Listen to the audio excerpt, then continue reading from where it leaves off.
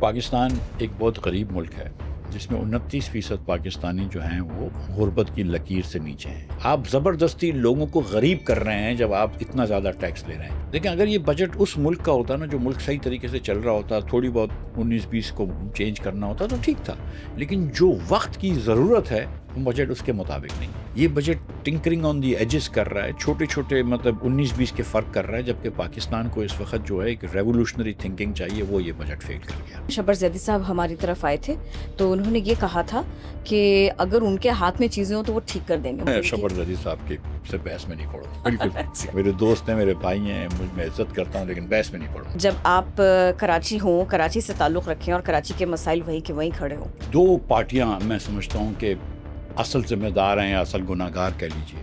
ایک M Q M اور ایک Peoples Party. M Q M اپنی غنڈہ گردی کے اندر, بوری بندلاشوں میں, فتح خوری کے اندر سے کام باز نہیں آتی تھی. پھر پیپلز پارٹی نے جب اس کو کاؤنٹر کیا تو انہوں نے امن کمیٹی بنائی اور وہ بھی ایک غنڈہ گردی کو نیکسٹ لیول پہ لے گئے. صوبائی حکومت اگر ان کا گراف دیکھیں تو سی ایم پنجاب بہت بہتر ہیں. آپ کو تو پتا ہے نا کہ پنجاب حکومت تو خاص طور پہ یہ کرتی ہے کہ اگر 1 روپیہ بچائے گی تو اس کی 10 روپے خرچ کر کے تشہیر کرتی ہے کہ ہم نے روپیہ بچا لیا. آج بھی مجھے لگتا ہے کہ اگر پی ٹی آئی اور مسلم لیگ اپنے اپنے صوبوں میں الیکشن میں جائیں, کے پی میں پی ٹی آئی اور مسلم لیگ پنجاب میں, تو پی ٹی آئی شاید پھر جیت جائے. صرف اور صرف یہ نہیں ہے کہ سوچ بدلیں, اس میں یہ بھی کرنا پڑے گا کہ وہ جو مافیاز ہیں. کون سی مافیا؟ کوئی مافیا نہیں ہے. نہیں, میں پوچھ رہا ہوں کون سی مافیا کی. شوگر مافیا نہیں ہے. ہم مافیا نہیں کہتے, لابی کہتے تھے. انہوں نے کیا کیا؟ میں بھی لابی کہہ رہی. انہوں نے کیا کیا پچھلے سال؟ ایک صاحب ہے مصدق ملک صاحب, وہ حکومت کی بات نہیں مان رہے تھے یا لابی کی بات نہیں مان رہے تھے, ہم مافیا نہیں کہتے. اس کو انہوں نے ہٹا دیا اور اسحاق ڈار صاحب کو انہوں نے چیئرمین بنایا. انہوں نے آتے ساتھ ہی انہوں نے 6 لاکھ ٹن ایکسپورٹ کرنے کی اجازت دے دی.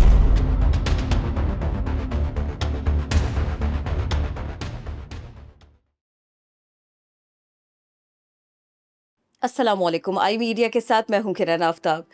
بجٹ آیا, بجٹ مسلط ہوا, بجٹ ہمارے دلدر دور کرے گا, مشکل دور کرے گا, عام آدمی کو فائدہ دے گا. سیاست عام آدمی کے لیے ہے کہ نہیں, اور نئی پولیٹیکل پارٹیز کتنی متحرک ہیں. ہم نے سوچا انہی سارے کے سارے موضوعات کے اوپر بات کرتے ہیں. عوام پاکستان پارٹی ایک ایسی پارٹی جو آئی ہے لیکن لگتا ہے بڑے چپکے چپکے سے کام کر رہی ہے, تو کہاں کھڑی ہے اور آنے والے الیکشنز میں کہاں کھڑی ہوگی. ہم نے ان کے سیکریٹری جنرل مفتاح اسماعیل صاحب کو موقع دیا ہے, وقت دیا ہے انہوں نے ہمیں.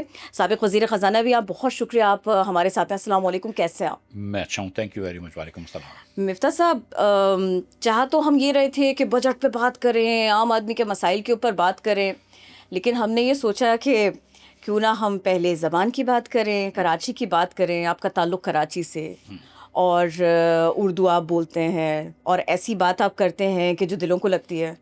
جہاں جہاں اردو بولی سمجھی جاتی ہے لوگوں کو لگتا ہے یہ کوئی موصوف سامنے ہمارے بیٹھے ہیں یا شاید ہمارے ساتھ بیٹھے ہیں, ہمارے مسائل کو جانتے ہوئے بات کر رہے ہیں. تو یہ فرمائیے گا کہ جب آپ کراچی ہوں, کراچی سے تعلق رکھیں اور کراچی کے مسائل وہیں کے وہیں کھڑے ہوں, تو تھوڑی ہمیں اپنی مجبوریاں بتائیے اور تھوڑی ایفرٹس بتائیے سب سے پہلے, بعد میں ساری باتیں کریں گے. دیکھیں, کراچی کے حالات جو ابتر ہوئے ہیں اس میں 2 پارٹیاں میں سمجھتا ہوں کہ اصل ذمہ دار ہیں یا اصل گناہ گار کہہ لیجیے. ایک ایم کیو ایم اور ایک پیپلز پارٹی. پیپلز پارٹی آپ جانتی ہیں کہ 17 سال سے حکومت کر رہی ہے. اس سے پہلے کچھ عرصے ایم کیو ایم نے حکومت کری اور کچھ عرصے پیپلز پارٹی کے ساتھ مل کے بھی حکومت کی. جب ایم کیو ایم کا دور تھا تو تھوڑا انفراسٹرکچر پہ کام ہوتا تھا, تھوڑا سا کام ہوتا تھا. مصطفیٰ کمال نے تھوڑا سا کام کیا تھا. اس سے پہلے جماعت اسلامی کے جب میئر تھے انہوں نے بھی تھوڑا سا کام کیا تھا. اس وقت مشرف صاحب نے ان لوگوں کو وسائل دیے تھے جس سے وہ کام ہو سکتا تھا. مگر ایم کیو ایم اپنی غنڈہ گردی کے اندر, بوری بندلاشوں میں, فتح خوری کے اندر سے کام باز نہیں آتی تھی. اور پھر پیپلز پارٹی نے جب اس کو کاؤنٹر کیا تو انہوں نے امن کمیٹی بنائی اور وہ بھی ایک غنڈہ گردی کو نیکسٹ لیول پہ لے گئے. اس کے بعد پھر 13 کے اندر آپ کو پتہ ہے کہ ایک ادھر وہ ہوا کراچی میں, ایک اور آپریشن کہتے ہیں اس کو. اس کے بعد سے کراچی یوں دیکھا جائے تو لا اینڈ آرڈر کے حساب سے قدرے بہتر ہے 13 کے حساب سے. بھتے کی پرچیاں نہیں آتی وغیرہ وغیرہ.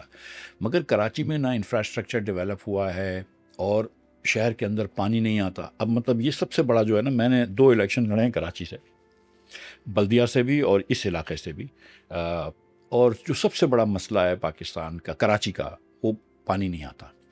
باقی جو مسئلے ہم پاکستانیوں کے ہوتے ہیں کہ سب کا بجلی کے بل زیادہ ہیں، وہ خیبر سے لے کے کراچی تک، کوئٹہ سے لے کے گلگت تک، ہر پاکستانی کا بجلی کا بل زیادہ آتا ہے، گیس کا بل زیادہ آتا ہے، چاہے آپ پنجاب میں رہتے ہوں، سندھ میں رہتے ہوں، فرق نہیں پڑتا، ٹھیک ہے، اور سبھی اردو تو سمجھ لیتے ہیں، لیکن جو چینی سب پاکستانیوں کے لیے مہنگی ہے، تو بہت سارے مسائل تو ہمارے ایک جیسے ہیں، اور ہم 70-75 سال ہو گئے تو ہم بہت ایک قوم بن چکے ہیں، لیکن کچھ کراچی کے اسپیشل مسئلے ہیں کہ پانی نہیں آنا، یہ صرف نالائقی ہے میں سمجھتا ہوں، اور جو ٹرانسپورٹ نہ ہونا، بسیں نہ ہونا، کچرا ہونا سڑکوں پہ، سڑکیں ٹوٹی ہوئی ہونا، اب یونیورسٹی روڈ پہ آپ دیکھ لیجئے کہ 5 سال سے ایک سڑک نہیں بنی ہے، سو یہ صرف جو ہے نا، یہ پیپلز پارٹی کی نالائقی ہے میں سمجھتا ہوں، اور ایک نالائقی سے زیادہ ہے کہ ایک ایکٹیو ڈس انٹرسٹڈ ہے کہ ان کو کرنے کی پرواہ نہیں ہے۔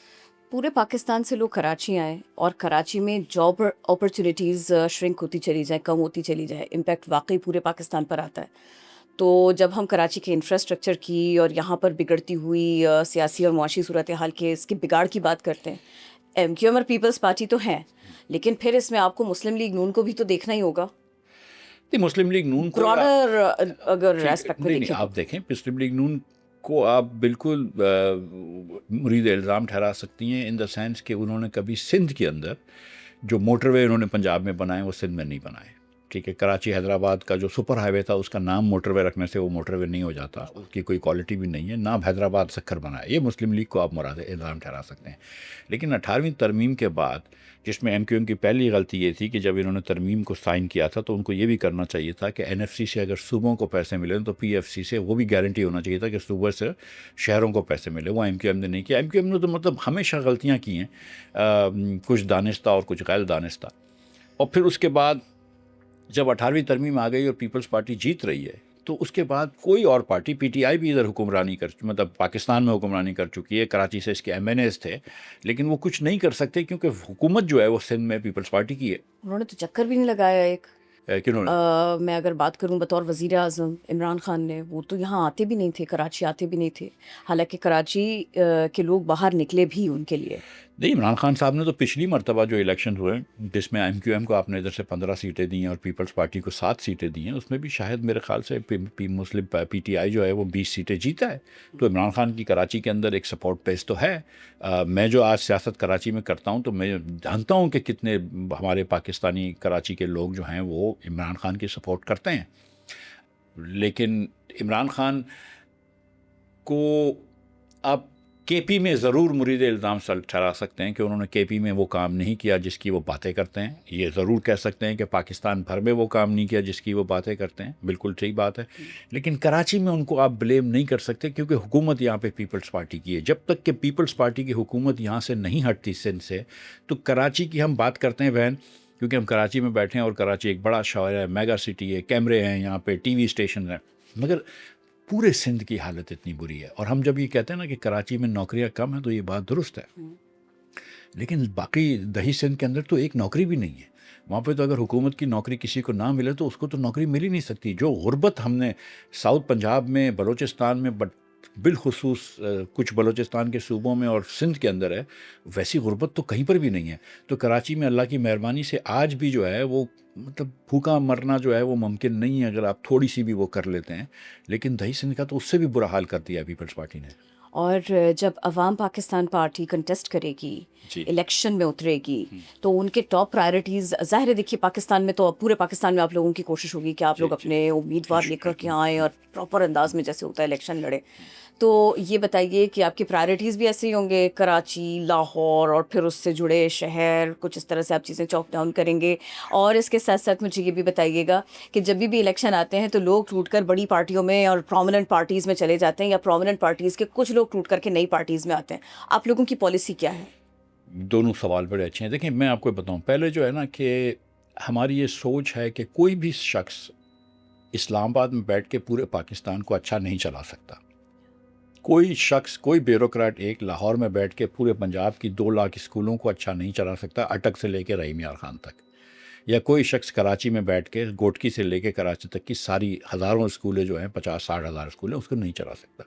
لہٰذا ایک تو لوکل گورنمنٹس ہونے چاہیے، اور تمام وہ پاور جو اس وقت صوبے کے پاس ہیں وہ لوکل گورنمنٹ کے پاس تقریباً ہونے چاہیے. ٹھیک ہے, اسکولیں ہوئی, تعلیم ہوا, صحت ہوا, پولیس ہوا, روڈ رستے ہوئے, پانی ہوا. جب یہ ہو جائے گا نا تو پھر یہ ہوگا کہ کسی کی بھی حکومت اسلام آباد میں ہو, جس کی حکومت کراچی میں ہوگی, جس کی حکومت چارسدے میں ہوگی, جس کی حکومت لاہور میں ہوگی, راجن پور میں ہوگی, وہ اپنا اپنا کام کر رہے ہوں گے. سو ایک تو یہ بہت ضروری ہے. عوام پاکستان کی پہلی یہ بات ہے, میں یہ سمجھتا ہوں کہ پورے پاکستان میں امپاورڈ لوکل گورنمنٹس ہونی چاہیے. ہمارے جو چیئرمین ہیں یا پریزیڈنٹ ہیں ہماری پارٹی کے, شاہد خاقان عباسی صاحب, ان کا یہ خیال ہے کہ پورے پاکستان میں چھوٹے صوبے ہونے چاہیے, ہر ڈویژن کو ایک صوبہ بنا دینا چاہیے. لیکن کیونکہ میں سندھ سے تعلق رکھتا ہوں, مجھے پتہ ہے کہ یہاں پہ ہمارے بھائیوں کو صوبے کا بڑا خوف آتا ہے چھوٹے صوبوں کا, تو ہم نے کہا چلو لوکل گورنمنٹس کر لو. لیکن اگر لوکل گورنمنٹس نہیں ہوتی تو پھر آپ دیکھیں گے کہ چھوٹے صوبوں کی طرف بات ضرور جائے گی. اور آج جو لوکل گورنمنٹ کی اور چھوٹے صوبوں کی بات ہو رہی ہے, اس میں بھی پیپلز پارٹی کا ہی ہاتھ کردار ہے. اگر ان کی اپنی ابتر حکمرانی نہیں ہوتی, اگر یہ تھوڑا بہت کام کرتے, تو لوگوں کو کیا شوق ہے نئی حکومتیں بنانے کا, نئے صوبے بنانے کا, نئی لوکل گورنمنٹ. یہ تو کیونکہ انہوں نے بھائی لوگوں نے کوئی کام ہی نہیں کیا ہے تو لوگوں نے یہ بات کی. سو ایک تو یہ بات ہے. ہماری پارٹی کا کیا وہ منشور ہے, تو ہمارے ایک 6-7 ویژن ہے. میں سارا آپ کو نہیں بتاؤں گا, لیکن میں چھپا لیجیے, کوئی بات نہیں. نہیں میں آپ کو نہیں ویژن ہمارے جو 6-7 ہیں نا, دیکھیں ایک تو یہ کہ ہم سمجھتے ہیں کہ پاکستان سارے پاکستانیوں کا ہے. یہ میں شروع یہاں سے کرتا ہوں. پاکستان سارے پاکستانیوں کا, اس کا مطلب ہے کہ عورتوں کا بھی پاکستان اتنا ہی ہے جتنا مردوں کا ہے, سنیوں کا بھی اتنا ہے جتنا شیعوں کا ہے, بلوچوں کا بھی اتنا ہے جتنا سندھیوں کا ہے, جتنا پنجابیوں کا ہے, جتنا کسی بھی زبان بولنے والے کا ہے. ٹھیک. ٹرانسجینڈرز کا بھی اتنا ہے جتنا کہ خواتین کا مردوں کا ہے. ٹھیک ہے, ان کو بھی ڈسکرمنیٹ, کسی کو کوئی اپاہج ہمارے بھائی ہوں یا بہن ہوں تو ان کا بھی اتنا ہی پاکستان ہے, اور نابینا کے بھی اتنا ہی پاکستان ہے جتنا بینائی والوں کا ہے. اور ہمیں کوشش یہ کرنی چاہیے کہ سب سے زیادہ کمزور پاکستانی کو پہلے طاقتور بنائیں, اس کے بعد کے کمزور پاکستانی کو طاقتور بنائیں, تاکہ سارے پاکستانی آگے آ جائیں. سو ایک تو یہ کہ پاکستان سب پاکستانیوں کا, مذہبی اقلیت ہو, لسانی اقلیت ہو, کوئی بھی چیز ہو. دوسرا ہمارا ایک ویژن ہے کہ یار جو بھی آئین میں لکھا ہے نا, اس پہ عمل کیا جائے. اگر آپ کو یہ سمجھ نہیں آتا ہے آئین, تو آئین بدل دیں, لیکن آئین کے لکھا ہوا عمل کریں. اور قانون کی حکمرانی ہونی چاہیے. حکمرانی نہ کرن صاحبہ کی ہونی چاہیے, نہ مفتاح اسماعیل کی ہونی چاہیے, نہ شہباز شریف کی ہونی چاہیے. حکمرانی قانون کی ہونی چاہیے. اگر آپ کو قانون پسند نہیں ہے تو قانون بدل دیں, لیکن پھر قانون جو ہے وہ یکساں اپلائی ہونا چاہیے سب کے اوپر.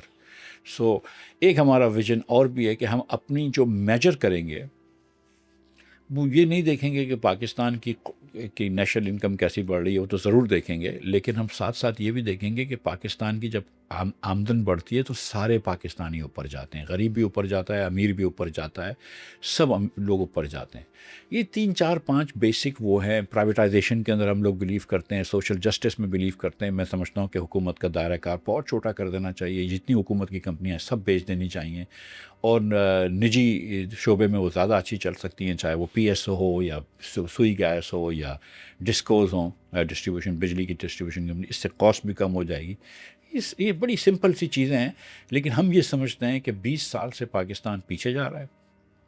پہلے وہ ہندوستان بنگلہ دیش کے مقابلے میں پیچھے جا رہا تھا, اب اپنے آپ سے پیچھے جا رہا ہے. ہم ہر سال تھوڑے غریب ہوتے جا رہے ہیں, رائٹ.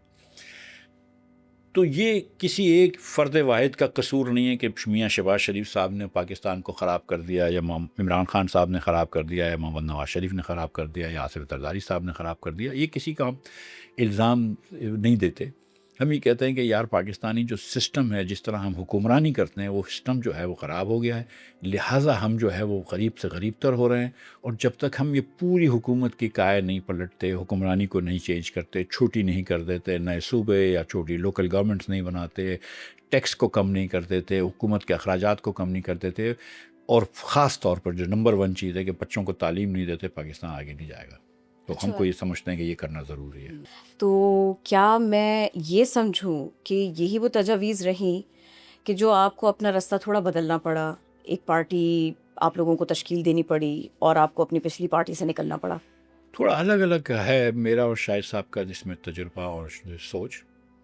دیکھیے مجھے تو کام کرنے سے روکا گیا تھا اس کے بعد, اور جب میں وزیر تھا تو مجھے بہت میری برائی ہوتی تھی ٹی وی پہ. تو جب میں وزارت چھوڑی اور جب دوسرے لوگوں نے غلطی کری تو میں نے اس کو بھی کہا, تو انہوں نے پھر مجھے وہ ذرا سا کیا کہ بھئی آپ یہ نہ کریں. تو میں نے کہا یہ تو کوئی بات نہیں ہے کہ اور لوگوں کو مجھ پہ تنقید کرنے کی اجازت ہو, لیکن مجھے جو ہے وہ سوال اٹھانے کی اجازت نہ ہو. شاہد عباسی صاحب جو ہے وہ کئی مرتبہ میاں نواز شریف صاحب کی خدمت میں حاضر ہوئے اور انہوں نے کہا کہ آپ پاکستان آئیے. وہ جب لندن میں تشریف رکھتے تھے کہ آپ پاکستان آئیے, آپ کے چھوٹے بھائی وزیر اعظم ہیں اور آپ بیٹھیں عمران خان صاحب کے ساتھ, کوئی rules of the game set کریں. عمران خان صاحب کوئی بہت جمہوری وہ نہیں رکھتے ذہن میں, اپنے جمہوری سوچ نہیں کے حامل نہیں ہیں. انہوں نے ہم جیسے لوگوں کو, بے گناہ لوگوں کو زبردستی جیل میں بند کیا تھا وغیرہ وغیرہ, ٹھیک ہے. اور جب جتنی بھی غیر جمہوری چیزوں سے ان کو فائدہ ہو رہا تھا وہ سب کرنے کے لیے تیار تھے. لیکن بہرحال وہ عمران خان جو ہیں وہ ایک بڑا اس وقت لیڈر تھا پاکستان کا, اس کی پاس سپورٹ تھی, تو آپ نے بیٹھ کے اس کے ساتھ rules of the game set کرنے اور اس کے بعد پھر آپ نے الیکشن میں جانا ہے. تو خان میاں صاحب نے وہ نہیں کیا. انہوں نے کہا عمران فتنہ ہے, اس کو ختم کروائیں گے. اب اگر آپ اپنے سیاسی مخالف کو فتنہ کہہ دیں اور ہر سیاسی مخالف کو آپ فتنہ کہہ دیتے ہیں تو پھر ختم ہو گئی نا, پھر جو جمہوریت ختم ہو گئی, ٹھیک ہے. اور پھر ہم اب بھی یہ سمجھتے ہیں کہ جو بھی تھا 8 فروری کا جو عوام کا فیصلہ تھا اس کے آگے سر نگوں کرنا چاہیے تھا.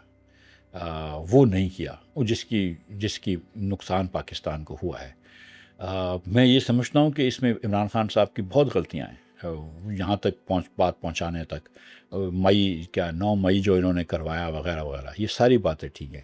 لیکن دیکھیں عوام کا فیصلہ بہرحال عوام کا فیصلہ ہوتا ہے, اور جمہوریت ختم ہو جاتی ہے اگر آپ عوام کے فیصلے کی یکسر نفی کر دیں. اور یہ آپ کو لگتا ہے یہ بڑے بگاڑ کی وجہ تھی؟ دیکھیے میں نے بات آپ کے مسئلے سے شروع کی تھی, آپ اس کو بالکل جو ہے نا لوگ نیرو کر کے بات ختم کرتے ہیں, آپ بالکل براڈ اسپیکٹرم پہ لے کر کے چلے گئے. میرا مسئلہ کوئی مسئلہ ذاتی نہیں ہے, نہیں تھا ہمارا تو مسئلہ ذاتی بالکل نہیں ہے. ہمارا تو یہ مسئلہ ہے کہ اگر اس ملک کو آپ نے ٹھیک کرنا ہے تو کچھ ٹھیک چیزیں کرنی پڑیں گی, اور اگر وہ آپ کی سیاست کو قربانی مانگتی ہے تو 1000 سیاست قربان ہونی چاہیے. میری تو کوئی سیاست نہیں ہے, لیکن بڑے بڑے لیڈران کی بھی 1000 سیاست قربان ہونی چاہیے پاکستان کی خاطر. آپ یہ نہیں کر سکتے کہ کیونکہ میری سیاست خراب ہو جائے گی لہٰذا صحیح جو چیز کرنی ہے وہ نہ کریں. اور وہ مسلم لیگ نے نہیں کی. جب میں ان کو کہہ رہا تھا کہ یہ چیزیں کر لو وہ نہیں کی, بعد میں ان کو کرنی پڑی IMF کے زبردستی کرنے پہ, ٹھیک ہے. اور وہ 1.5 سال کے بعد جو انہوں نے اپنی درگت بنوائی ہے سیاسی طور پر, جب لوگوں کو غریب کیا, 40 روپیہ ایک دن میں ڈی ویلیو ہوا, 30% انفلیشن آیا, یہ سب ان کو کرنا پڑا کیونکہ یہ صحیح چیز وقت پہ نہیں کر رہے تھے اپنی سیاست بچانے کے لیے. پھر کیا ہوا, سیاست بھی گئی اور ملک بھی خراب ہو گیا. اور اس بجٹ کو بھی آپ ایسے ہی دیکھتے ہیں؟ اس بجٹ کو میں سمجھتا ہوں کہ پچھلے 2-3 بجٹوں سے اچھا ہے, اس میں کوئی بحث نہیں ہے, میں تو سچی بات کر رہا ہوں. لیکن اس بجٹ کے اندر دیکھیں اگر یہ بجٹ اس ملک کا ہوتا نا جو ملک صحیح طریقے سے چل رہا ہوتا, تھوڑی بہت 19-20 کو چینج کرنا ہوتا تو ٹھیک تھا. لیکن جو وقت کی ضرورت ہے وہ بجٹ اس کے مطابق نہیں ہے. یہ وقت کی ضرورت جو بجٹ کی ہے پاکستان کو اس وقت, وہ بجٹ وہ نہیں ہے.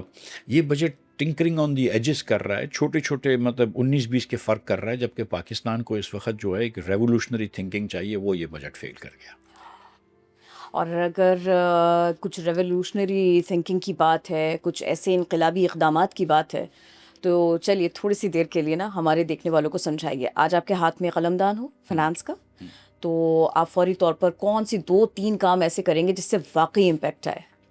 اچھا, اب بات جو ہے نا فائنینس کی قلم دان سے نکل گئی ہے. بات جو ہے نا وہ یہ ہے کہ حکومت ایز اے ہول, وزیر اعظم اور تمام چیزوں مل کر سب کو کرنا پڑے گا.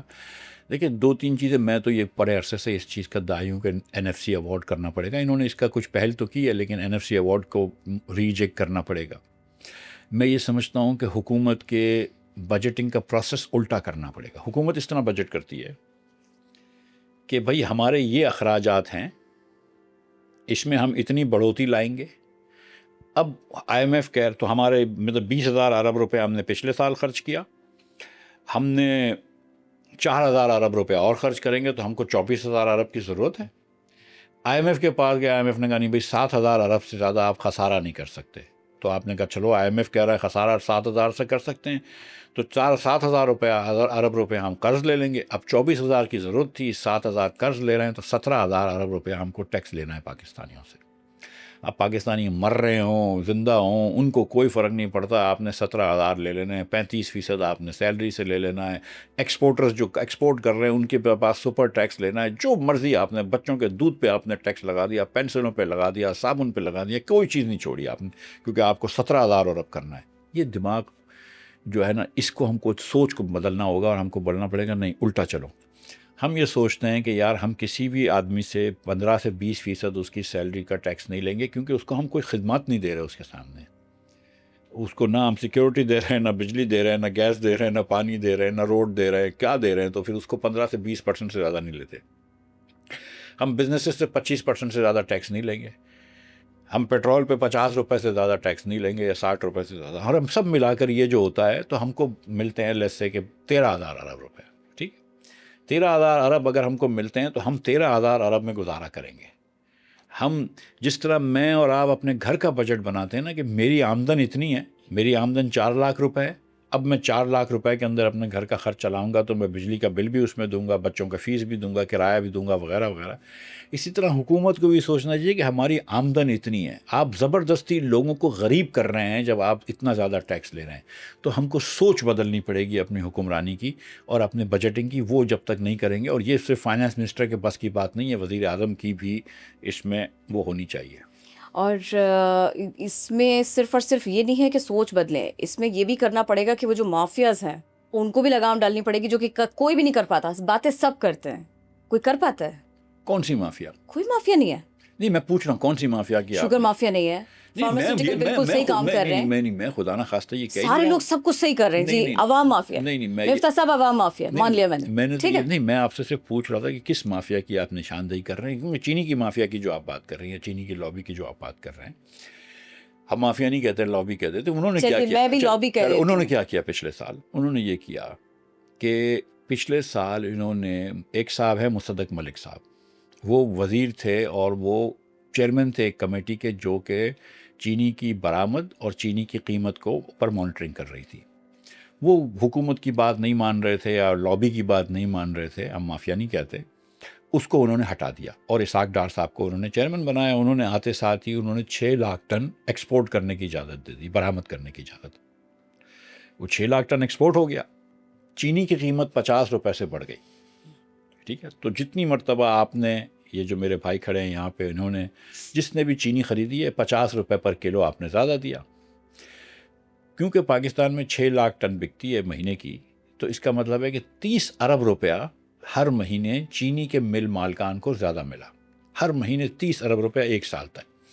تو یہ جو 25-30 خاندان ہیں پاکستانی، 25-30 خاندان، ان کو 30 ارب روپے کا حکومت نے فائدہ دیا. اس میں حکمران خود بیٹھے ہیں، وزراء ہیں، بڑے بڑے لوگ ہیں جن کی چینی کی ملیں ہیں، تو ان کو فائدہ ہوا ہے. جب آپ یہ کہہ رہی ہیں کہ ان کو لگام دے گا، تو ان کے ہاتھ میں تو لگام ہے، یہی تو ملک کی باغ دوڑ سنبھالے ہوئے ہیں، تو ان کو کون لگام دے گا؟ انہوں نے خود ہی فیصلہ کیا کہ یار ہماری چینی سستی نہیں بکنی چاہیے، مہنگی بکنی چاہیے، چلو چینی ایکسپورٹ کر دو.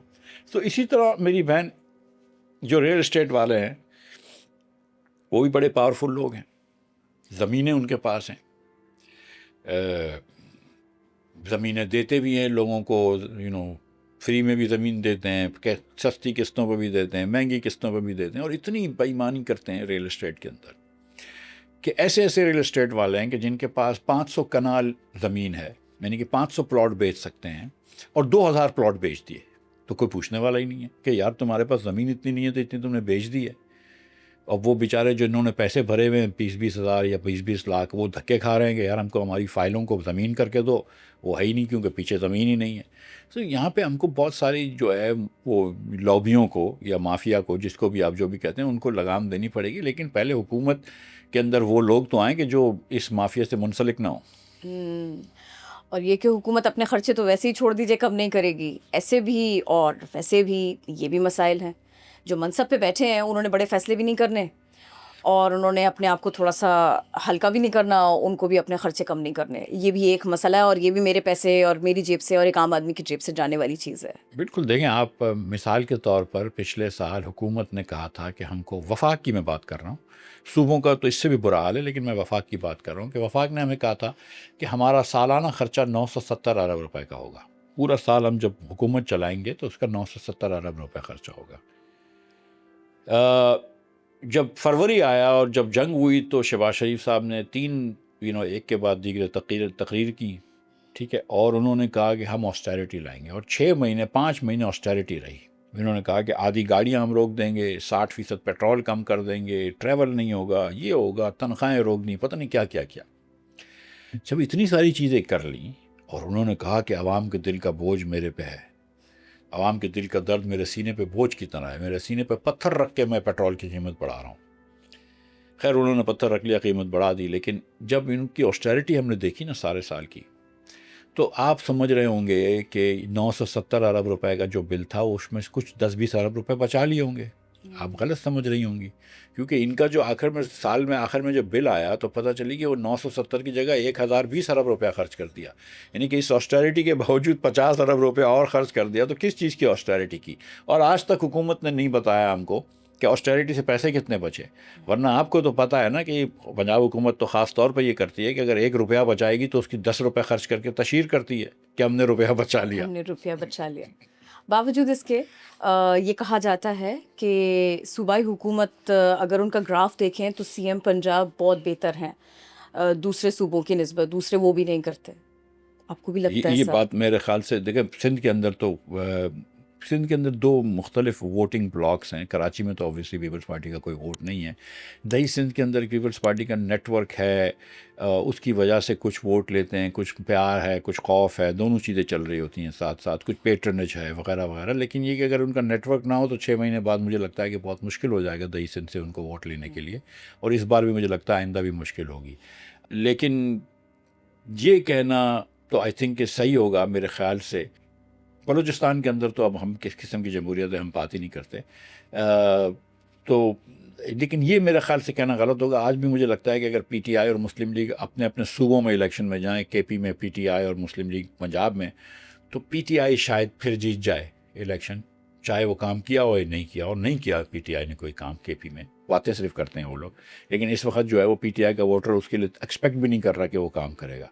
وہ تم خالی مطلب وہ کہہ رہے ہیں کہ بس ٹھیک ہے، خان جیل میں تو ہم کوئی کام نہیں کر سکتے، لیکن پنجاب کا ووٹر آپ سے ایکسپیکٹ کرتا ہے مسلم لیگ سے کہ کام کرے، لیکن وہ بھی ابھی تک وہ جو نیڈل ہے وہ موو نہیں ہوئی ہے۔ سچی بات یہ ہے، ورنہ تو لوکل باڈیز کے الیکشن کرا لیتے نا۔ پروف اس کا اس میں ہے کہ لوکل باڈیز کے الیکشن کرا تو پرسوں 2-4 دن پہلے بلاول بھٹو صاحب نے بھی کہا کہ یار اگر آپ اتنے سمجھتے ہیں کہ پارسا ہیں اور اتنے پاپولر ہیں تو الیکشن کرائیے نا، کیوں نہیں کراتے؟ آپ سارا دن لوکل باڈیز کی بات کرتے ہیں، چھوٹے صوبوں کی بات کرتے ہیں، کانسٹیٹیوشنل امینڈمنٹ کی بات کراتے ہیں کہ الیکشن تو نہیں کرا سکتے ہو۔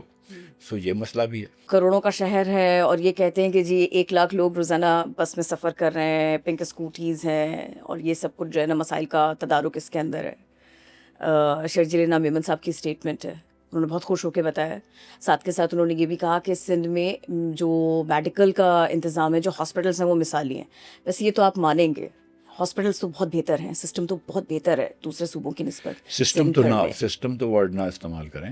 دیکھیے سندھ کے اندر سچی بات یہ ہے کہ میڈیکل میں تھوڑا سا سندھ حکومت نے بھی پیسے ڈالے ہیں، اس میں کوئی ڈاؤٹ نہیں ہے، جو پیسے ڈالے ہیں تو نظر آ جاتا ہے، لیکن کیونکہ اتنا برا انہوں نے کام کیا ہے تو، اور ان کی ایک لک یہ ہے کہ کراچی میں ایسے بہت سارے صاحب ثروت رہتے ہیں جو کہ بہت مخیر ہیں، ٹھیک ہے، جیسے آغا خان یونیورسٹی ہے، یہ اسماعیلی کمیونٹی نے بنائی ہے، تھوڑے سے اور لوگ بھی پیسے دیتے ہیں، لیکن اس سے اچھی ہاسپٹل شاید دنیا میں بہت کم ہوں۔ اسی طرح انڈس ہاسپٹل ہے کراچی میں جو کہ فری کام کرتی ہے، اب لاہور میں بھی بن رہی ہے، جس میں کیش رجسٹری نہیں ہے، اس میں عام لوگوں نے پیسے دیے ہیں، سندھ میں بھی گورنمنٹ نے بھی پیسے دیے۔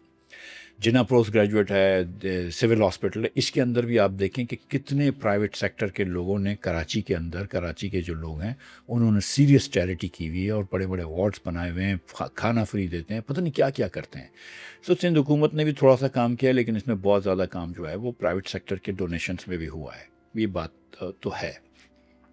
ایک دن میں ایک ڈبیٹ میں گیا ہوا تھا ایک یونیورسٹی میں یہاں پہ، تو اسد عمر صاحب بھی میرے ساتھ تھے اور ایک بہن ہماری پیپلز پارٹی سے تعلق رکھتی تھی، وہ بھی ساتھ تھیں۔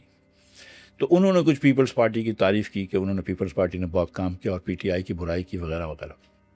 تو پھر اسد عمر صاحب نے ایک 5 منٹ تک کا بڑا اچھا لاجیکل لیکچر دیا کہ دیکھو یہ پیپلز پارٹی نے نہیں کیا، یہ پیپلز پارٹی نے نہیں کیا۔ پھر میری باری آئی تو میں نے کہا یار اسد بھائی، آپ کو 5 منٹ ضروری تھے یہ ضائع کرنے کے، یہ بتانے کے لیے کہ پیپلز پارٹی کراچی میں کام نہیں کرتی؟ تو ہم سب کو پتہ ہے، میں کراچی میں رہتا ہوں، مجھے یہ تھوڑی سننا ہے کسی سے کہ کتنی بسیں کراچی میں ہیں۔ جیسے ہمارے اکثر جو ہے نا وفاقی حکومت بھی کبھی جی ڈی پی کا بول دیتی ہے کہ جی ڈی پی 3.7 ہے جبکہ نہیں ہوتی ہے، ایسی چیزیں. یا کبھی کبھی وہ کوشش کرتے ہیں کہ بتا رہے ہیں کہ پاکستان کی معیشت اچھی چل رہی ہے, یا ایک زمانے میں, اب تو نہیں لیکن ایک زمانے میں مہنگائی کے بارے میں لوگ جھوٹ بولتے تھے. تو سچی بات یہ ہے کہ ایک ہماری بھائی یا بہن پاکستانی جو اپنے گھر کی چیزیں خریدنے جاتے ہیں بازار, وہ کوئی سی پی آئی کے نمبرز تھوڑی دیکھتے ہیں پاکستان بیورو آف اسٹیٹسٹکس کے ٹو نو کہ مہنگائی کتنی ہے. ہم کو تو بازار جا کے پتہ چل جاتا ہے کہ مہنگائی کتنی ہے. یہ نیچے اتر کے آپ سامنے کی مارکیٹ میں جائیں گی, آپ کو آٹے ٹماٹر کا ریٹ پتہ چل جائے گا. آپ نوکری ڈھونڈنا شروع کریں گے, آپ کو پتہ چل جائے گا اس ملک میں بے روزگاری کتنی ہے. بزنس مین آپ جو بیٹھے ہوتے ہیں, آپ دیکھیں کہ کتنے لوگ جو ہیں وہ روز نوکریاں ڈھونڈ رہے ہوتے ہیں. سو یہ کسی کے کہنے سے کہ ہم نے یہ پنک بس چلا دی یا ریڈ بس چلا دی, اس سے کیا فرق پڑتا ہے؟ ہم کو تو نظر آ رہی ہے نا کہ منی بس کی چھت پہ اوپر 15-20 لوگ بیٹھے ہوئے ہیں. ہم کو یونیورسٹی روڈ پہ جتنی بھی آپ کہانی کریں, میں تو روز نکلتا ہوں تو مجھے پتہ ہے کہ کیا ہو رہا ہے. میں تو اپنی گھر کی گلی سے نکلتا ہوں, مجھے پتہ ہے کیا ہو رہا ہے. تو مجھے تھوڑی کسی کو دیکھنے کے لیے ضرورت ہے کسی سے, نہ کسی وزیر سے مجھے تقریر سننی ہے, نہ مجھے حکومت کا کوئی دستاویز دیکھنے ہیں یہ دیکھنے کے لیے کہ کراچی اچھا نہیں چل رہا یا پاکستان اچھا نہیں چل رہا. وہ تو مجھے پتہ ہے. اچھا, یہ کہا جاتا ہے کہ انٹرنیشنل لیول پر دیکھیں تو پاکستان شائن آؤٹ کر رہا ہے, اور جو موجودہ صورتحال ملک کے اندر ہے وہ تو آپ نے خود بھی بتا دی. یہ دو سائڈز ہیں, اور ان دونوں سائڈز کے اوپر الگ الگ ہی کامنٹ آئے گا. ملک کے اندر جو کچھ ہے اس پر تنقید ہی آئے گی, لیکن جو کچھ انٹرنیشنل لیول کے اوپر ہو گیا اور جو پاکستان کا کردار رہا اس کے اوپر تو میرے خیال سے پازیٹیو بات ہی کرنی چاہیے, کیونکہ وہ ہوا تو اچھا ہی ہے. نہیں کرنی چاہیے, زبردستی نہیں کرنی چاہیے, لیکن اگر سچ مچ اچھا ہوا ہے تو پھر کیوں نہیں کریں. اگر ہم ایز اے پاکستانی آج, جیسے ہندوستان سے ہماری کانفلکٹ ہوئی, ٹھیک ہے, اسکرمش کہہ دیں, وار کہہ دیں, جو بھی کہہ دیں, ایک سیریس کانفلکٹ ہوا, ہمارے بچے گئے, ان کے بچے لڑکے آئے, اللہ تعالیٰ نے ہم کو فتح دی ہے, اللہ تعالیٰ نے ہم کو جیت دی ہے. تو اس قوم کا سر فخر سے بلند ہے, تو ہم کیوں تعریف نہ کریں کہ یار جیت کے آئے ہیں. تعریف ہونی چاہیے, تعریف ہونی چاہیے. کوئی زبردستی تعریف نہیں کر رہے کہ یار چلو فوج کی تعریف کر دیں, ایسے تعریف نہیں کر رہے, سچ مچ تعریف ارن ہوئی ہے. اس کے بعد اگر امریکہ کا وائس پریزیڈنٹ یہ کہتا ہے کہ یار میں 3 مہینے میں فیلڈ مارشل سے زیادہ کسی سے بات نہیں کری ہے, اور میں یہ اس نے کہ وہ کروایا ہے ہمارا امن, امریکہ کا صدر یہ کہتا ہے, تو ہم کو پاکستان کی جتنی عزت ہے, جتنی ویلیو, اتنی تو کبھی بھی نہیں تھی. تو ہم نے تو کبھی اس ٹائپ کا رول نہیں ادا کیا, تو بڑی اچھی بات ہے. اگر ہندوستان, میں تو کبھی کبھی ہندوستان کا ٹویٹر فالو کرتا ہوں, جب ادھر ہم کو ان کو برا لگ رہا ہوتا ہے تو میں سمجھتا ہوں کہ شاید ہم کو صحیح کر رہے ہیں. یہ بھی اچھا پیمانہ آپ نے بتایا. یہ سیریسلی اچھا پیمانہ ہے, میں آپ کو بتاؤں کہ وہاں جتنا شور مچا ہے, اگر خود کو سمجھ میں نہیں آ رہی تو وہ دیکھ لیں, ادھر دیکھ لیں. اگر ان کو اگر نہیں پسند ہے تو اس کا مطلب ہے کہ ہم نے کچھ بہتر ہی کیا ہے. کیونکہ انفارچونیٹلی پاکستان اور انڈیا جو ہے نا, وہ اب ایک دوسرے کو زیرو سم گیم کی طرح دیکھتے ہیں کہ ان کا نقصان ہمارا فائدہ, ہمارا نقصان ان کا فائدہ. دیکھنا ایسے نہیں چاہیے, لیکن اب اس نیچ پہ آ گئے ہیں. تو ہم, میرے خیال سے فارن پالیسی میں تو ہم نے اچھا کیا ہے, اس میں کوئی ڈاؤٹ نہیں, کبھی اتنا اچھا نہیں ہوا. اور اس کے اثرات معیشت پر تھوڑی دیر میں صحیح لیکن پڑنا شروع ہوں گے, کچھ اپرچونیٹیز آئیں گی, اس میں ٹرانسلیٹ ہوگا. نہیں. کیوں؟ ایک اپرچونٹی جو ہے کہ اگر ایران کے اوپر سینکشن ہٹ جاتے ہیں تو ایران سے ہمارا تھوڑا ٹریڈ بڑھ جائے گا, اس سے بڑا فائدہ ہوگا ہم کو. خاص طور پہ جو اس میں مجھے جو زیادہ اچھی چیز لگ رہی وہی کہ ہمارے بلوچ بھائی بہنوں کو, بلوچستان میں رہنے والوں کو فائدہ ہو جائے گا, جن کو ویسے ہی پریشان ہیں, تو وہ اچھا ہو جائے گا ہمارے لیے. اس کے علاوہ مجھے نہیں لگتا کہ کوئی بہت لمبا فائدہ ہم کو ہو, because I don't know how کس طرح فائدہ ہوگا. دوسرا ہمارا مسئلہ چکر یہ ہے کہ چلو ہم مثال کے طور پہ کسی مغربی ممالک کو بولتے ہیں یا عربی ممالک کو بولتے ہیں کہ یار تم انشورنس دینا شروع کر دو اپنی کمپنیز کو جو پاکستان میں انویسٹ کرتے ہیں, اور فری میں انشورنس دو تاکہ ان کو رسک میٹیگیشن ہو جائے, کہ پاکستان میں انویسٹ کرنے سے ان کو ڈر نہ لگے, اگر وہ نقصان کر لیں یا کچھ ہو جائے تو آپ انشورنس انہوں نے لیا ہوا ہے. مسئلہ یہ ہے کہ وہ کمپنیاں ویسے ہی انویسٹ نہیں کرنا چاہ رہی نا. اگر آپ کی بجلی مہنگی ہے, آپ کی گیس مہنگی ہے, آپ کا انٹرسٹ ریٹ زیادہ ہیں, آپ کے ٹیکس ریٹ زیادہ ہیں, آپ کا انفراسٹرکچر خراب ہے, آپ کی زمین مہنگی ہے, یہ سارے مسائل ہوں تو ویسے ہی سرمایہ کاری نہیں ہو رہی, بیرونی سرمایہ کاری نہیں ہو رہی, اندرونی سرمایہ کاری نہیں ہو رہی, تو آپ کے اتنے برے حال ہیں کہ جب تک آپ اپنے آپ کی مدد تھوڑی سی نہیں کرتے, دنیا آپ کی مدد نہیں کر سکتی. سو ہم کو جو ہے نا, اگر ہم کو بیرونی دنیا سے فائدہ اٹھانا ہے تو ہم کو پہلے پاکستان کو ٹھیک کرنا ہوگا. آپ جتنے آپ جیسے ہم نے کرا نا, ہم نے بڑی جا کے روڈ شوز کر لیتے ہیں دبئی میں, لندن میں وغیرہ وغیرہ, لیکن یہاں پہ کچھ بجلی مہنگی ہے, گیس مہنگی ہے, انٹرسٹ زیادہ ہے, ٹیکس زیادہ ہے, تو لوگ نہیں آتے پاکستان, پاکستانی بھی پاکستان نہیں آتے. ایک آپ کو یہ जंग से फ़ायदा हो सकता है, नॉट के पाकिस्तान की सूरत हाल से, पाकिस्तान के रोल से, कि थोड़ा सा शायद दुबई की तरफ पाकिस्तानियों का ध्यान कम हो जाए। लेकिन अगेन अभी तक हमने ये देखा है कि यूएई के हुक्मरानों को मुल्क ज़्यादा अच्छा चलाने आता है बनिस्बत हमारे हुक्मरानों को। तो मुझे लगता है कि वो फिर ठीक कर लेंगे अपने वो आप फिर ठीक कर लेंगे, वो फिर कवर कर लेंगे। और ये जो ख्वाब हैं और ये जो बातें हैं कि गवादर ऑपरेशनल हो सकता है, हो जाएगा, बिल्कुल वहाँ पर जो है ना चीज़ें बेहतरीन हो जाएंगी, या फिर ईरान गैस पाइपलाइन मंसूबा, आपको इसमें से किसी पर भी कुछ भी बेहतरियाँ नज़र नहीं आती, वर्किंग होती प्रॉपर्ली नज़र नहीं को। अल्लाह आती? करे ईरान की पाइपलाइन बन जाए, गवादर मुझे नज़र नहीं आता चलते हुए। नहीं आता। और उस रिस्क आपने सारे के थोड़ा सारे बहुत बता चल दिए जाए हैं तो सर। चल जाए, लेकिन कोई बहुत लंबा वो मतलब ईरान, जब अगर ईरान नॉर्मल हो जाएगा तो बंदर अब्बास के अंदर वापस ट्रैफिक आ जाएगी। मतलब मुझे नहीं लगता कि गवादर पर चल सकता है, अल्लाह करे थोड़ा बहुत चल जाए, लेकिन मुझे कोई वो वहाँ पे मुझे कोई गेम चेंज नज़र नहीं आ रही है। ईरान की पाइपलाइन बन सकती है, अगर वो उसमें भी ईरान ने अगर एक हमसे जुर्माना मांगा है वो ईरान माफ़ करे और गैस की प्राइस फिर से तय करे, क्योंकि गैस की बहुत महंगी थी ईरान की पाइपलाइन की, और सही कर ले तो फिर हम ले सकते हैं उनसे। मतलब अगर हम इसका कंक्लूजन आपकी सारी गुफ्तगू का निकालें तो हम उसको ये समझ सकते हैं कि अगर कोई अपॉर्चुनिटी मिल भी रही होगी तो हम उसको यूटिलाइज नहीं कर पाएंगे, हम उस मौके को शायद ज़ाया करेंगे, या हमने बहुत ज़्यादा सोच लिया है कि बहुत से मौके मिलेंगे इसके बाद। ऐसा था नहीं, मेरे ख्याल से किसी ने सोचा नहीं है। हम जब ये कर रहे थे तो कोई मतलब पैसों के लिए नहीं कर रहे थे, नहीं कर रहे थे। ठीक है। हम तो दुनिया को ठीक मतलब ये कि खुदा न खास्ता ईरान में लोग मर रहे हैं, पूरे मिडल ईस्ट में टर्मोइल है, वहाँ पे भी अमवात हो रही हैं, नुकसान हो रहे हैं, तो हम तो इसके लिए कर रहे थे और वो कर लिया, अच्छी बात है। अब हमारा मुल्क का माशी हालत इतने बुरे हैं कि हमको कोई मदद नहीं कर सकता, हम अपने आप को ठीक कर लेंगे तो फिर मदद की ज़रूरत भी नहीं है किसी की। अब आप देखिए एक नई पॉलिटिकल पार्टी जो कि अब ज़ाहिर है उतनी नई भी नहीं रही, आप लोग काफ़ी अरसा हो गया अब आप लोगों को खुद भी मेहनत करते हुए उसके लिए, थोड़ा सा आपको कभी कभी याद आते हैं अपने मुस्लिम लीग नून वाले दिन, या आपको लगता है कि कुछ चीज़ें वहाँ ऐसी मुझसे हुई जिनको मैं दोहराना नहीं चाहूँगा?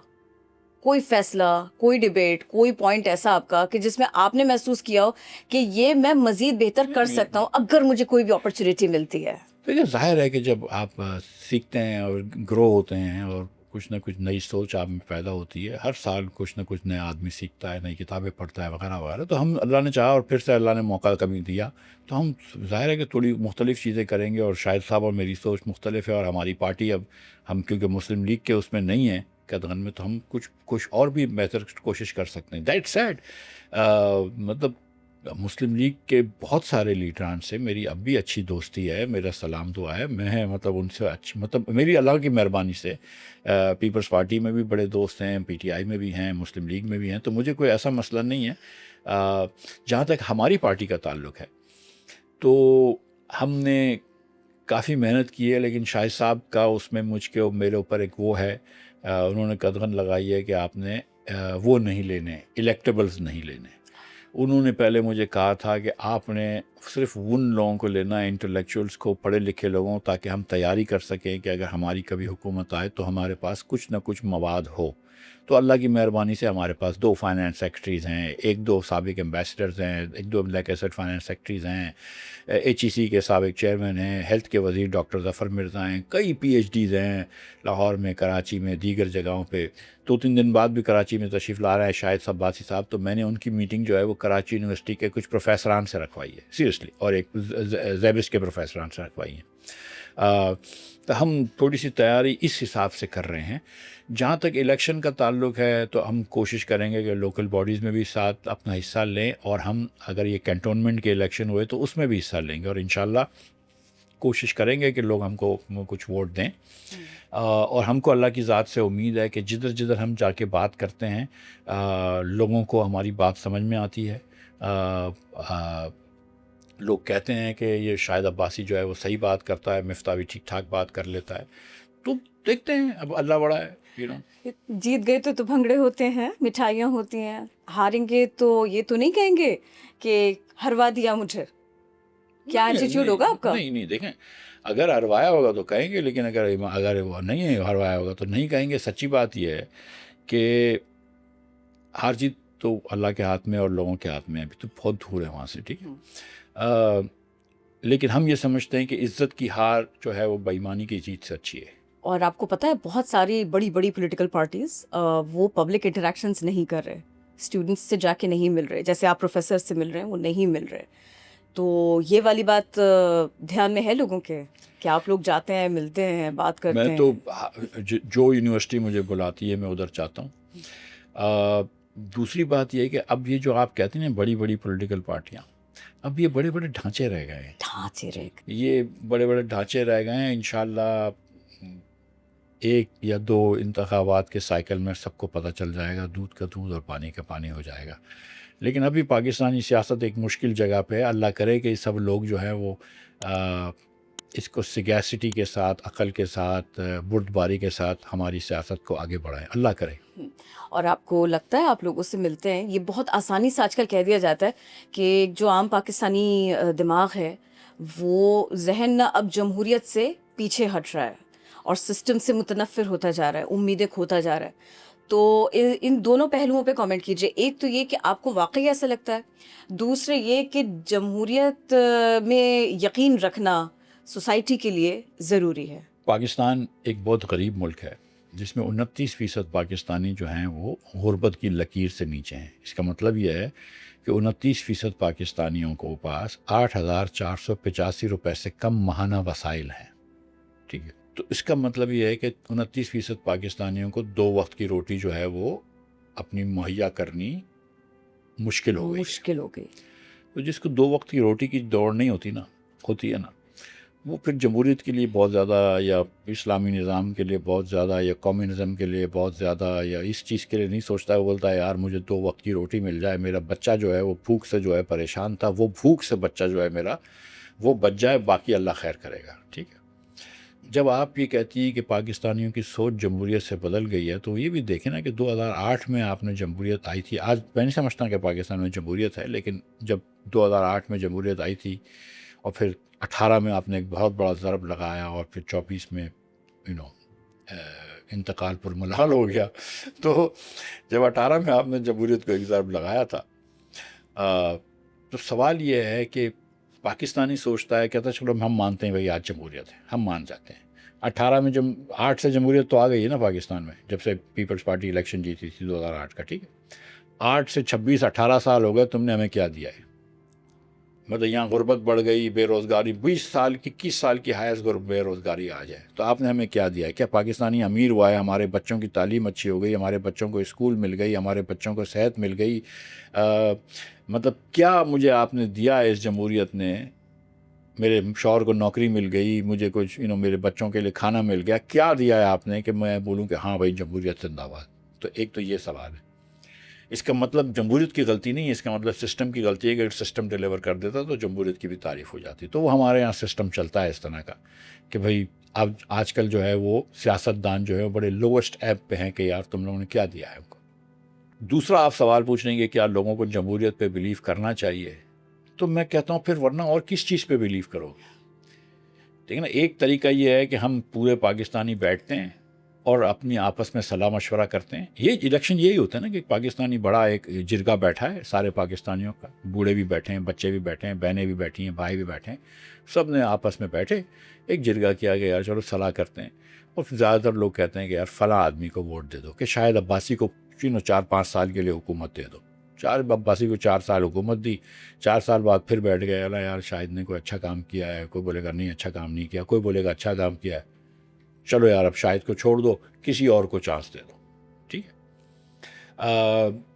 اس میں سے کوئی ایک ضرور کہے گا کہ نہیں اب شاہد کے بعد شاہد کا بیٹا ہونا چاہیے یا شاہد کی بیٹی ہونی چاہیے, اس کے بعد کوئی بولے گا نہیں اس کا نواسا بھی ہونا چاہیے, نہیں اس کا داماد بھی ہونا چاہیے. ایسے ضرور ہوں گے کچھ نہ کچھ اتنے بڑے جرگے میں پاکستان کے.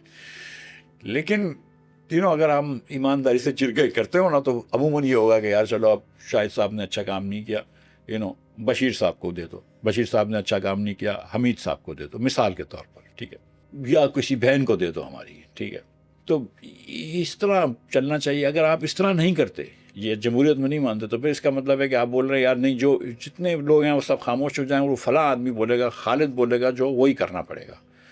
تو پھر خالد کے ہاتھ میں اتنا پاور ہو جائے گا کہ خالد جو ہے وہ کرپٹ ہو جائے گا. کرپٹ سے مراد ہے کہ پھر وہ فرعونیت کی طرف چلے جاتے ہیں. اور یہی ہوتا آیا ہے, کسی بھی جگہ پر دیکھ لیں, ہسٹری میں کبھی بھی کہیں بھی اٹھا کے دیکھ لیں. ہمارے پاکستان میں یہ نہیں ہو سکتا. ہمارے یہاں تو ہم کسی کو بھی 10 سال میں نکال کے پھینک دیتے ہیں, کسی کو بھی. دیکھیں نا, ایوب خان صاحب کو نکال دیا, جنرل صاحب کا تو جنرل ضیاء کا تو خیر انتقال ہو گیا. ایوب خان صاحب کو بھی نکال دیا. چینی کی 4 آنے پرائز بڑھی تھی, 4 آنے چینی کی پرائز بڑھی تھی.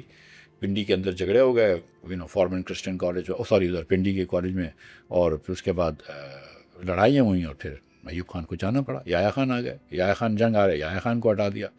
بھٹو صاحب آئے, بھٹو صاحب نے بھی تھوڑی سی فیشزم کری, بھٹو صاحب کی چھٹی ہوئی. جنرل ضیاء کو خیر اللہ نے بلا لیا, مشرف صاحب کو بھی جانا پڑا. تو یہاں پہ تو سبھی چلے جاتے ہیں, یہاں پہ کوئی لمبا نہیں, پاکستان میں کوئی نہیں ٹک سکتا. پاکستانیوں کا اتنا مستقل مزاجی نہیں ہے.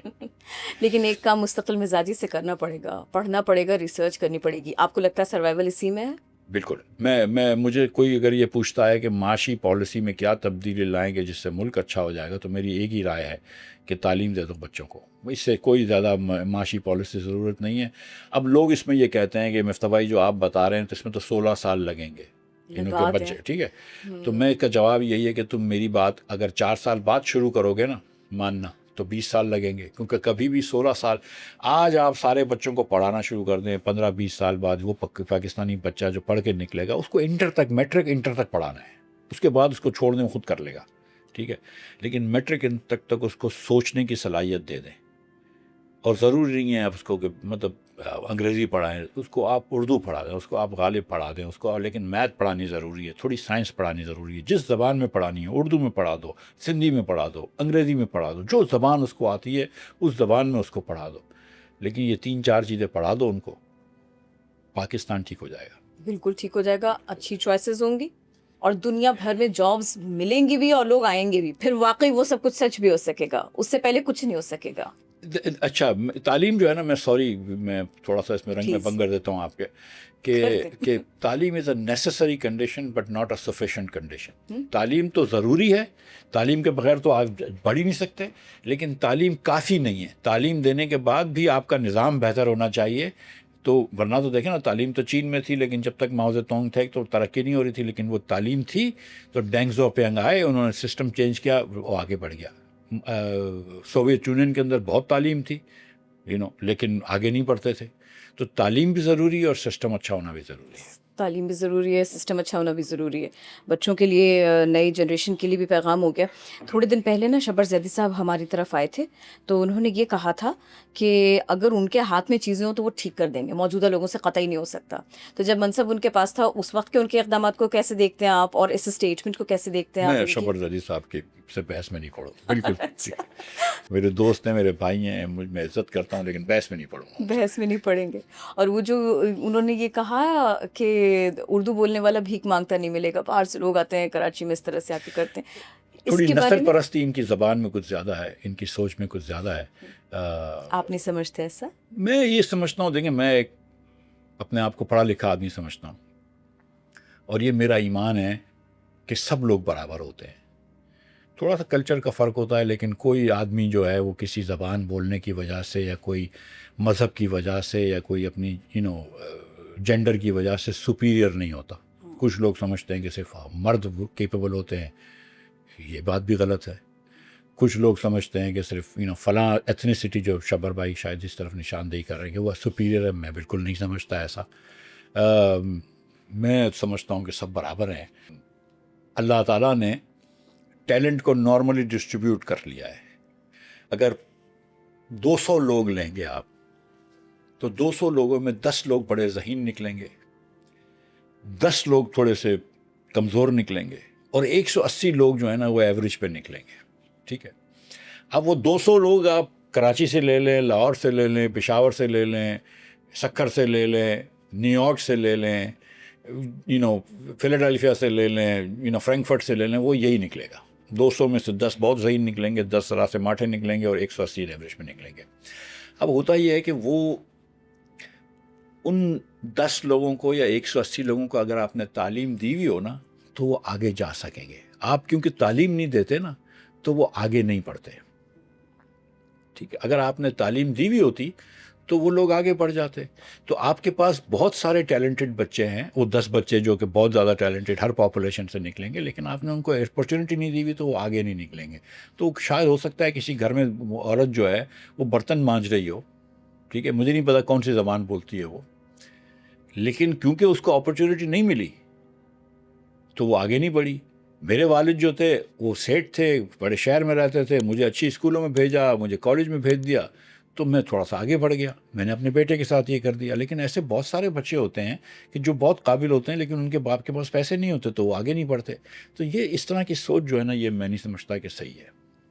Thank you so very much کہ آپ آئے, آپ نے ہمیں وقت دیا. اور بھی بہت سارے موضوعات ہوں گے لیکن آپ وعدہ کر کے جائیے کہ آپ دوبارہ بھی آئیں گے. یہ بالکل سر, میں آپ کی جو یہ جگہ ہے یہ میرے گھر کے بہت قریب ہے, تو میرے لیے آنا بڑا آسان ہے. بہت شکریہ. Thank you. Thank you.